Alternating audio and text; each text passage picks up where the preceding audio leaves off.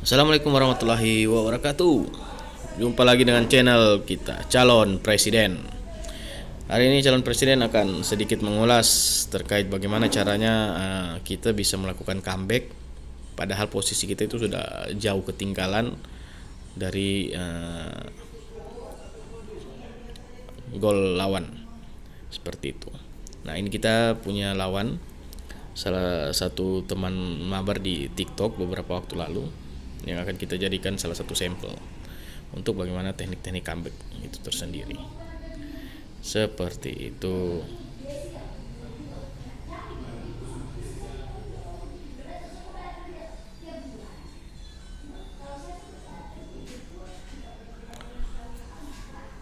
Nah, tentu yang kita perlukan dalam comeback itu adalah kita perlu CF yang sangat mumpuni, yang memiliki kecepatan juga. Karena apa? Karena di comeback itu kita butuh di membalikan posisi kemenangan itu pada babak kedua. Seperti itu. Karena di babak kedua itu urgensinya ada di situ. Nah, kita akan bahas lebih dalam lagi nanti ketika sudah masuk. Nah, seperti ini.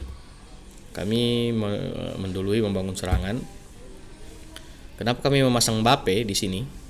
Posisi Mbappe karena Mbappe ini memiliki kecepatan yang cukup untuk apa? Untuk bisa menerima umpan-umpan terobosan dari posisi belakang. Seperti itu. Kenapa juga kami memasang tadi Messi di bagian IMF kanan? Karena Messi menggunakan kaki kiri. Menggunakan kaki kiri sehingga dia ketika bisa mendapatkan bola dia bisa melakukan placing.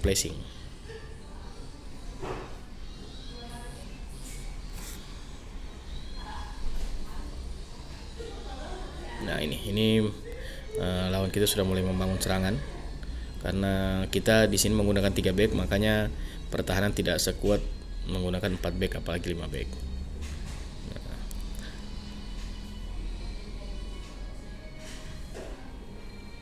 Nah, coba lihat di sini calon presiden memasang posisi kanan itu Bergkamp, yaitu dengan kondisi playmaker kreatif. Kenapa? Karena calon presiden sudah memiliki Mbappe dengan posisi pemburu gol. Jadi menurut calon presiden beberapa kali menganalisa permainan diri sendiri ataupun permainan orang lain, ketika memasang double pemburu gol itu agak kesulitan ketika memasang pada posisi starter. Kenapa? Karena kita memasang 2 pemburu gol, kadang-kadang mereka saling berebutan untuk bisa mendapatkan bola dan untuk bisa menciptakan gol. Jadi agak kesulitan. Lebih baik kita memasang salah satunya pemburu gol, salah satunya mungkin pemburu celah. Pemburu celah pula. Boleh juga pemburu celah, karena ada beberapa sekarang yang sudah pemburu celah itu bisa dijadikan CF. Contohnya yang POTW barusan itu Rafael Leao itu posisi AMF tapi bisa jadikan CF dengan pemburu celah. Kalau CF yang murni itu biasanya pemburu peluang dia. Kemudian boleh juga target man. Kalau kita ingin mau mengandalkan bola kepala, tipe target man itu rata-rata tinggi, kemudian memiliki body ball yang agak kuat, sehingga bisa untuk dipasangkan. Nah, ini tadi kita sudah gol, Pak. Ini kita sudah di gol tadi oleh lawan.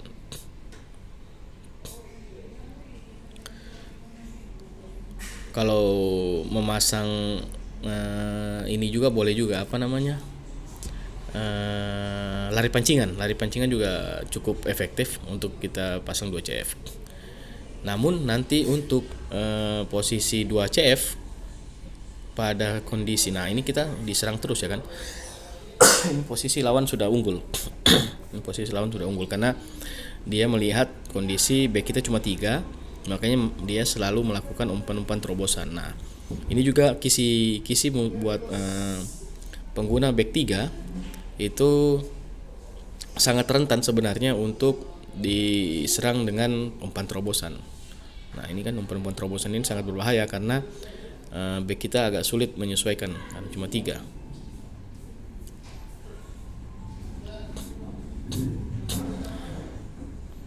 Maka daripada itu penting kiranya untuk memasang DMF untuk posisi 3 back, memasang DMF itu tipikal yang bisa bertahan atau mempunyai keahlian membantu pertahanan, membantu bertahan.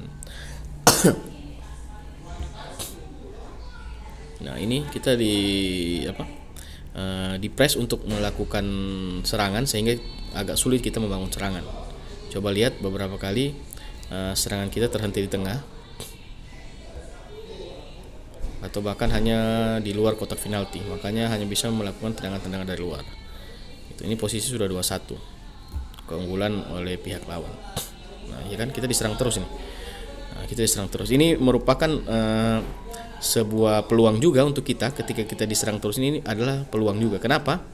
Karena ketika kita dilakukan serangan terus secara terus menerus oleh pihak lawan, itu tentu saja akan membuat stamina pihak lawan akan mulai turun. Nah, seperti itu.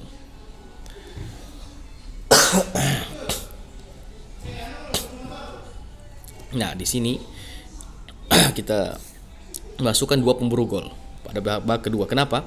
Karena di babak kedua otomatis kondisi pemain belakang atau para back lawan ini sudah mulai menurun kekuatannya. Nah, disinilah kita masukkan pemburu gol yang memiliki speed tinggi. Nah, dalam hal ini calon presiden memasang Mokolele. Nah, ini kita di gol lagi, Pak. Nah, ya kan dia memanfaatkan celah-celah kosong karena memang kondisi kita. Nah, dia sudah selebrasi nih, Bang. Dia sudah selebrasi nih. Kita akan balikan keadaannya. Kita akan berupaya untuk membalikan keadaannya. Dengan cara apa? Seperti ini.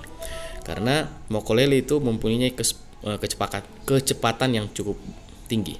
Sehingga dia bisa menerima bola terobosan dibantu dengan Mbappe juga yang memiliki kecepatan tinggi. Nah, untuk babak kedua memang kita perlu 2 pemburu gol. Untuk babak kedua untuk bisa mengefektifkan serangan kita supaya serangan kita lebih efektif dan terobosan-terobosan kita lebih aktif lagi. Nah, ini kita mulai membalikkan keadaan, Bang. Padahal posisi kondisi sudah 3-1 ya. Intinya kita tidak boleh jatuh mental ketika kita sedang kondisi terpuruk atau kondisi tertinggal gol. Nah, ini calon presiden itu sering melakukan teknik-teknik ini. Seperti itu. Karena ini memanfaatkan, intinya dari pada comeback ini adalah memanfaatkan back lawan yang sudah mulai kehabisan energi.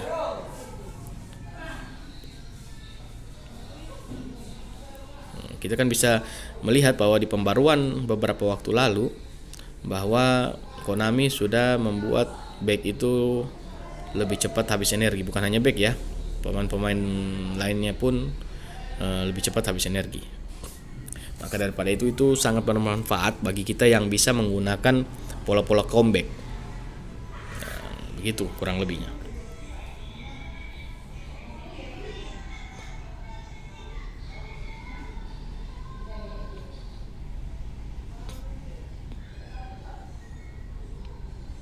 Nah, ini bisa dilihat dia tetap memaksakan membangun serangan.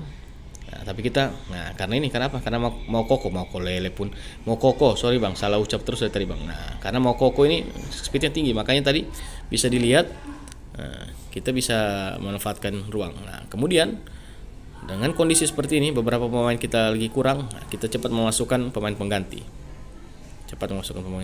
Kenapa? Karena stamina-nya lagi baik.